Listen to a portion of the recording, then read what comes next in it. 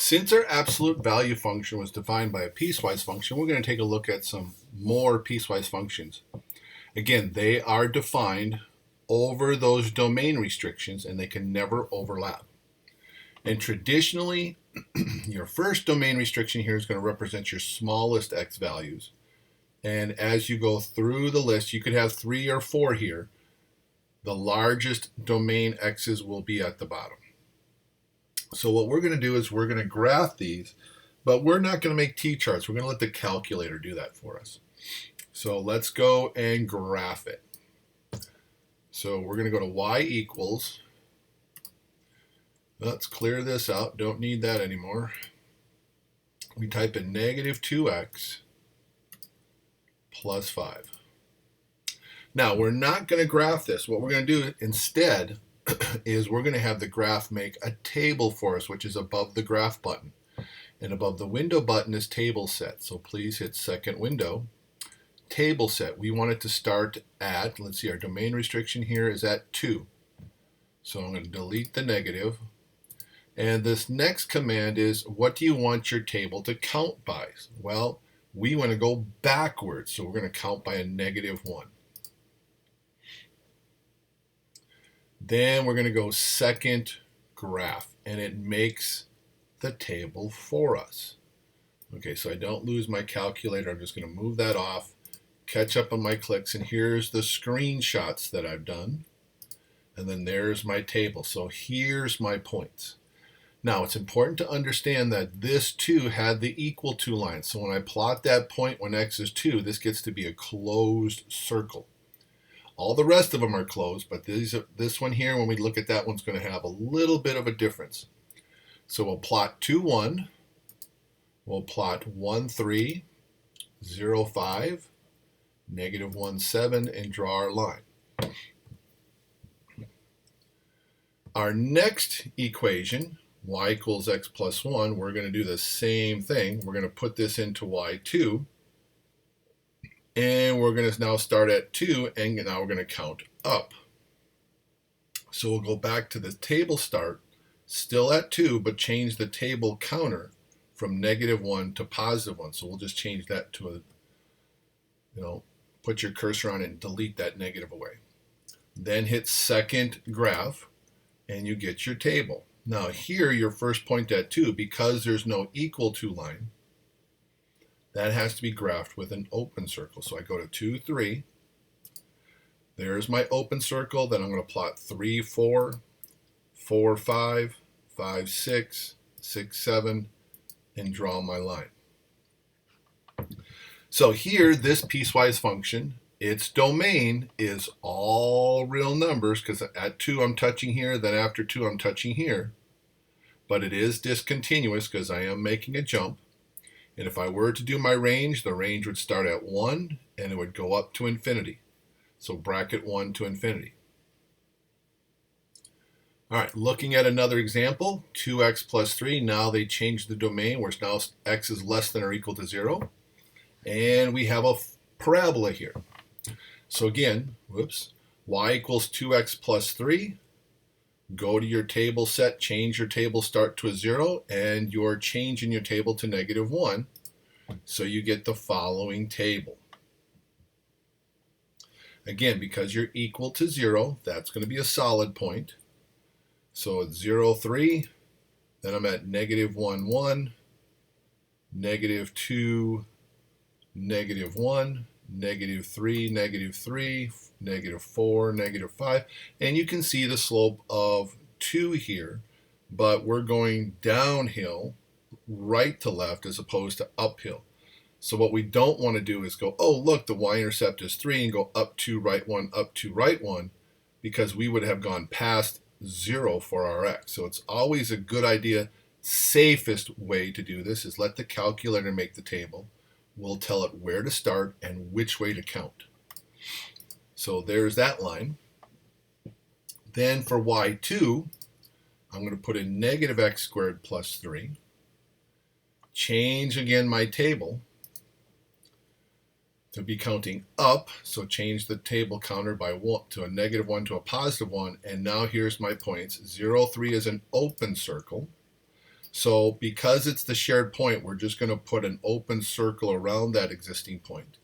We're going to plot 1, 2, 2, negative 1, 3, negative 6, and there's half of my parabola. Now in this particular case, it is continuous over the entire domain of all real numbers. And my range would start at negative infinity and count all the way up to a positive 3 with a bracket. Now, again, one little trick I want to show you when you do type these in. All right, so at y equals, we have that 2x plus 3. I'll delete that. I hit enter, and then I'm going to type in that negative x squared plus 3. And if I go to my second table set, because a lot of times this will happen, and I go second table, I don't want to see both values here, because this is the one I'm counting to the left, so I don't want to see y2. So in your y equals, if you do type them in twice, turn the equal sign off. Put your cursor on the equal sign, hit enter so it's not highlighted.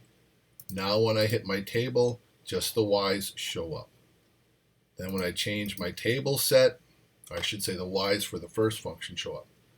Change my negative 1 to a positive 1.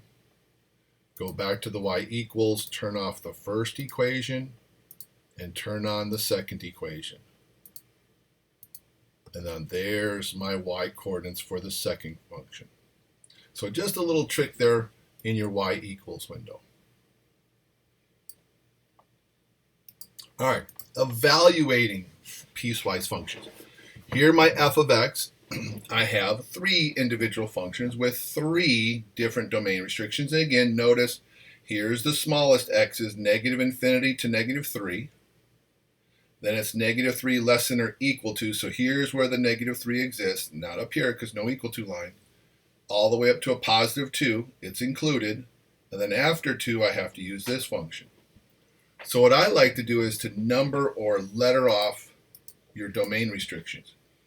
Now, the one thing you don't want to do is go, oh, geez, I can't remember how to do this. I have to evaluate f of negative 3. I don't remember which one I'm supposed to use. I'm going to plug it into all 3, and hopefully I'll get a point. I guarantee you, you will not get a point. Here's why.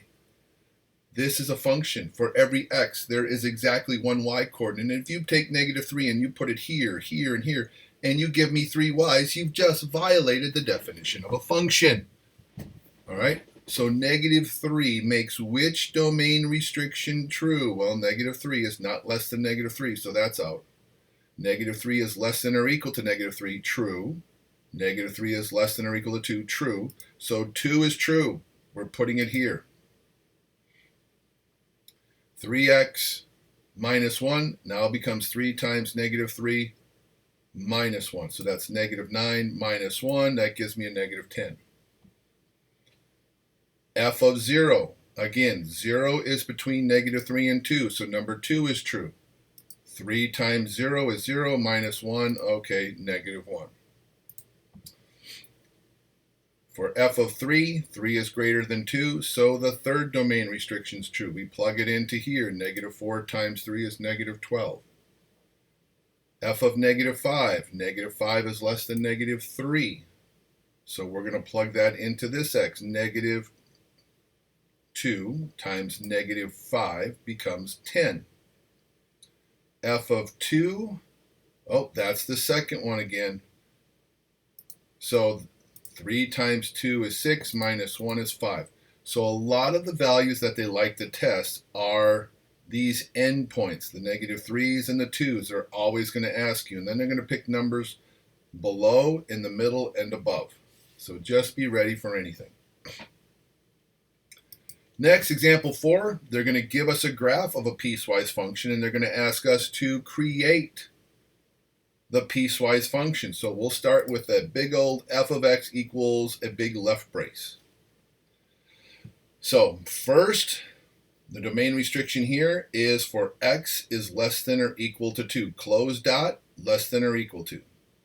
So this has a y-intercept of 0 and a slope of 1. So that is y equals x. So we'll just put x 4x is less than or equal to 2. So you can use the word for, you can use the word if. I've seen people put semicolons and colons here. Whatever you like is good by me, as long as you got some separation there between the function equation and the domain restriction. It's all good. For the second one, being a horizontal line, and we have to start just after the 2, this would be y equals 4 if your x's are bigger than 2. And so there is my piecewise function. Again, look at the domain restriction. Negative infinity up and including 2, then everything after 2 to infinity is all real numbers. And you can see that from the graph. I'm touching all x's, still touching at 2, touching after 2. All x's are accounted for. Now, for the range, gets a little sneaky here. My range goes from negative infinity up to 2. I'm including it, so that's the bracket. Union. Now, notice my symbols here. Because there's only one y coordinate to list, you use braces. All right? You only use braces there. So braces are a set where you get to list things individually. Now, just in case you run into this, let me get my iPad up and running here. I'm going to show it, put it up on the screen here for us.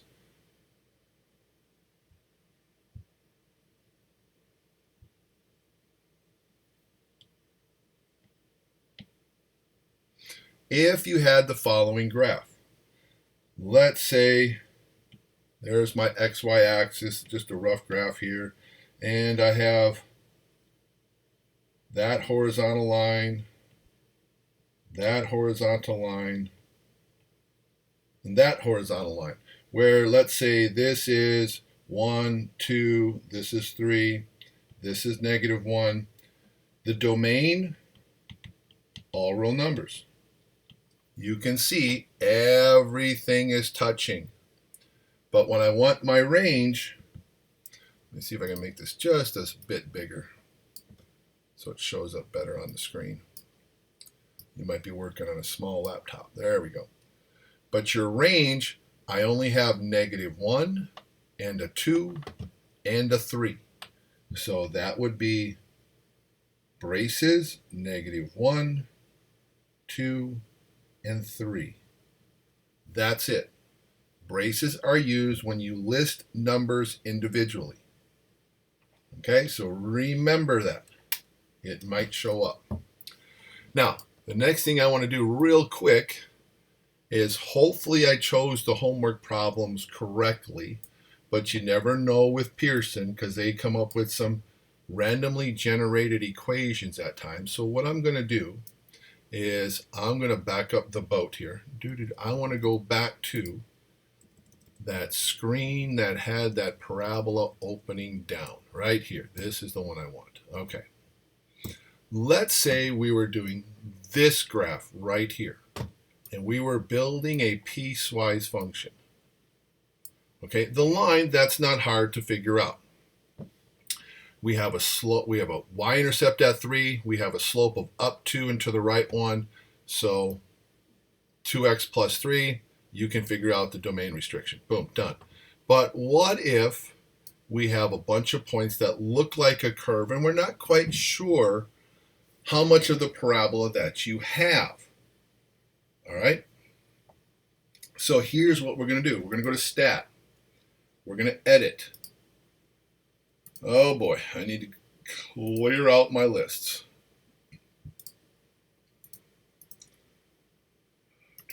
There we go. Okay, we're going to put in the coordinates of these 4 points. So I'm going to put in 0, 3, 0, enter. Then I'm going to jump over to L2, put in my 3.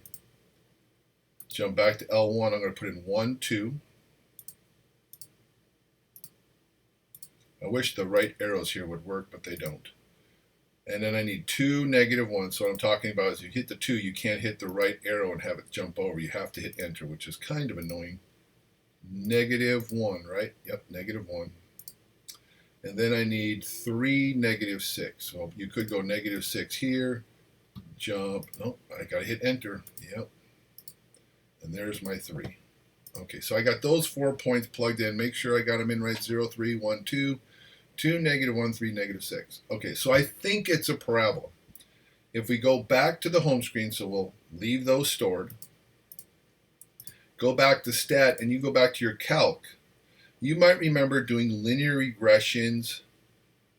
And if you had me for college algebra, you would have done quadratic regressions, which is a really cool thing. Now, the other thing I want to double check is also do this with your calculator. Go to your mode.